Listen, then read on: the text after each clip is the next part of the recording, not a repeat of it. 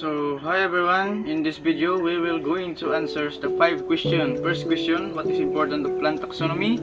Second question, why is nomenclature of plants is necessary? Third question, give the definition of the following terms: kingdom, division, class, order, family, genus, and species. Number 4, in your own words, explain the different taxonomic classification system. And number 5, enumerate and discuss the different taxonomic characteristics. So, hi everyone, I am Errol James Rigonandagas. In this video, I will going to answer the first questions, what is the importance of plant taxonomy? And the second question, why is nomenclatures of plants necessary? So, let's go. So, first question, what is the importance of plant taxonomy? The importance of plant taxonomy is it is useful to identify, arrange, and classify the plants according to their habitats and species to be better understood and used easily and more effectively. To arrange data or information and knowledge about plants, to indicate the source and genetic relationships, ancestry, and origin of plants. Number 2, why is nomenclature of plants necessary?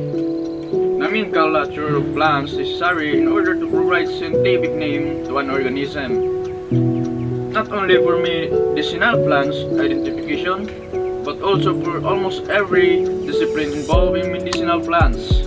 Nomenclature is important for productivity and recording and prediction. Number 3. Define the following terms: kingdom, phylum, class, order, family, genus, and species. The highest level in classification, animal and plant kingdom. And biology, a kingdom is the second highest taxonomic rank. Just below domain, kingdom are divided into smallest group called phyla. Division. The number of groups in this taxon is not fixed. It depends on the classification system. Some similar characteristics observed on a few elements or organs. Dominance of a sporophyte to a gametophyte, presence of an ovule, seed formation, and several other morphological and anatomical characteristics. Those are hereditary characteristics and will continue to exist from generation to generation. Types of cell division: mitosis and meiosis. Most of the time when people refer to cell division, they mean mitosis, the process of making new body cells. Thus, the number of groups in this taxon is also not fixed, depending on the classification system. Separation is based on important basic differences that exist between the groups. A taxonomic rank taxon consisting of organisms that share a common attribute. It is further divided into one or more orders. In the biological classification of organisms, a class is a major taxonomic rank below the phylum and above the order. Separation is based on the more convincing genetic relationship which earlier had been detected at the class and division level. Family based on more characteristics compared to order, class, and division. The morphological characteristics of reproductive organs, inflorescence, and carpels type of ovule, and androeciums. Genus evolves more similar characteristics, including a closer family relationship, but they do not cross. If a hybrid cross does occur, the offspring are naturally infertile or will not survive. Genetically, new genus arises and separates from the same parental origin. Genus, plural genera, biological classification ranking between family and species. Consisting of structurally or phytogenetically related species or a single isolated species exhibiting unusual differentiation. Monotypic genus. Species is the smallest group of which can be consistently differentiated using morphological characteristics. So, in number 4, in your own words, explain the different taxonomic classification system. So, letter A, artificial system. So, artificial system is based on the characteristics on how useful they are. Letter B. Mechanical system. So, mechanical system is also based on the habitat as well as organs of fructification such as position and number. This is a system that focuses on many characteristics of a plant. Letter C. Natural system. So, natural system is also based on overall external resemblances of the plants. This system is focuses on many characteristics of plants. And last, letter D, phylogenetic system. So, phylogenetic system is based on the overall characteristics known to the time and emphasis the relationship of plants. Phylogenetic system is a system focuses on many characteristics that has evolutionary interpretation of evolution. So, number 5 question.